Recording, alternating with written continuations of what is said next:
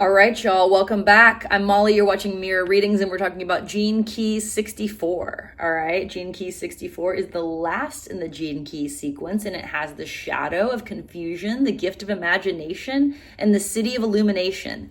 Yes, that's right. We're getting illuminated right now. We've made it all the way through all 64 Gene Keys, so let's get into it. The translation of this 64th hexagram from the original Chinese I Ching means before completion.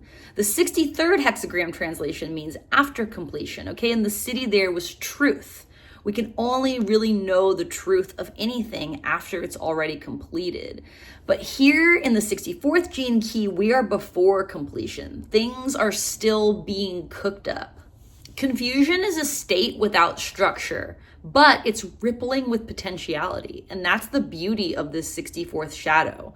So that confusion can only exist before completion because the pieces have not arranged themselves. Order has not emerged from the chaos yet. That confusion still has that primordial void energy waiting to take form.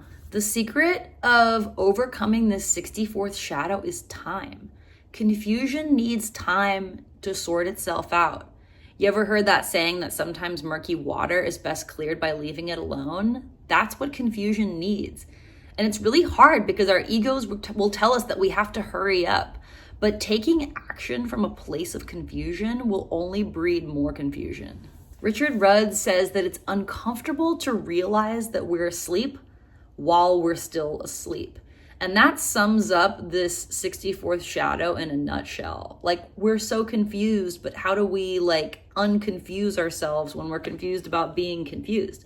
It's kind of a doom loop, and we really need imagination to disrupt that pattern. This shadow calls us to wake up in the midst of confusion and start alchemizing our shadow. Interpersonal alchemy and personal alchemy is the essence of a lot of cult training. But what it means to me is this idea that as we work through our shadow, we're able to hold more and more of our consciousness. I think it's Yogananda who said that we only have a tiny shard of a fingernail of our total consciousness present in our physical body. And we do emotional alchemy so that we can hold higher consciousness. It's like we have a bunch of dirt in the house that is our bodies, and as we do our personal work, we clear it out, and then we can hold more and more consciousness. To be illuminated means to be able to hold the totality of our consciousness, but we'll get there in a minute. When repressed, this shadow will make us imitating because we're looking outside to others to try to alleviate the confusion. How are they responding to it? Maybe if I imitate them, I'll feel less confused. And in a reactive state, we just get pissed, right? The confusion is amplified, the doom loop is in full effect, and we're just projecting our anger about it onto anyone who crosses our path. But that patience, that giving confusion time to allow imagination to dawn, that's really the only way to get into the gift of the 64th Gene Key. I want to read you directly from the book here. All it takes is a willingness to feel the pain of that confusion, and the miracle begins. Once you realize that there is no point in trying to make the pain go away, you finally begin to see the loop that you've been caught in. It is your mind that continually takes you away from the pain. Yeah. As your inner spirit decides to face who you really are, for the first time, the mind's tricks are witnessed. The mind will actually create confusion to take us away from the pain of being confused about being human.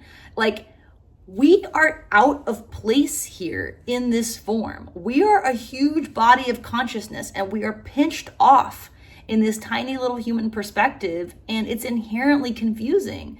But it's paradoxically probably the greatest way to distract ourselves from that confusion is to get in the human drama cycle, right? Go get confused about something else that's going on in 3D, then we don't have to worry about the macro existential dilemma of confusion. So overthinking, and this goes into spiritual seeking as well. We can absolutely overthink on the spiritual path. I do it all the time. Have you watched my channel? So overthinking is a perfect example of how the mind can create confusion, but imagination disrupts mental patterns like this. Thinking takes energy, but imagination gives us energy. So you'll know you're in that 64th gift when you feel that surge of lightness and inspiration, like you could just keep going because your imagination is so activated. Imagination is a bridge from our inner vision to the external world. And Richard Rudd says that to trust our wildest dreams is to ensure that they'll transform the world as they're born. To this gift, nothing is ever complete because there's always the possibility of more. There's always more to imagine. There's always another possible miracle.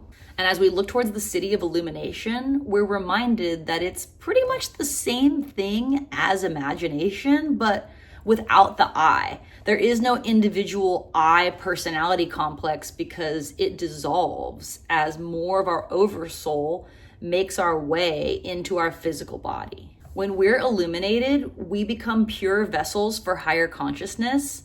And according to the gene keys, our DNA starts vibrating at this frequency and it radiates out. We become like the sun when we walk into a room and it triggers everyone around us. They feel that light. Some of them will run from it, some of them will run towards it, but it doesn't matter because it activates illumination in others. And to stand in the presence of someone who embodies the 64th city is to be in the presence of a God. And if you're lucky enough to have access to a teacher or master who has achieved this state of consciousness, whatever it takes to be in their presence, all right? Print out a picture of them. Can you go see them? Listen to their lectures, whatever it takes to connect with that energy. We become more illuminated as we access people embodying this city. Pretty cool, eh? Richard Rudd says that to be illuminated is to be an easel for the imagination of the universe itself. I'm going to leave y'all with that one. I'm Molly. Thank you so much for visiting my channel. Please subscribe. And if you want to get a Gene Keys reading from me, visit my website, mirrorreadings.com.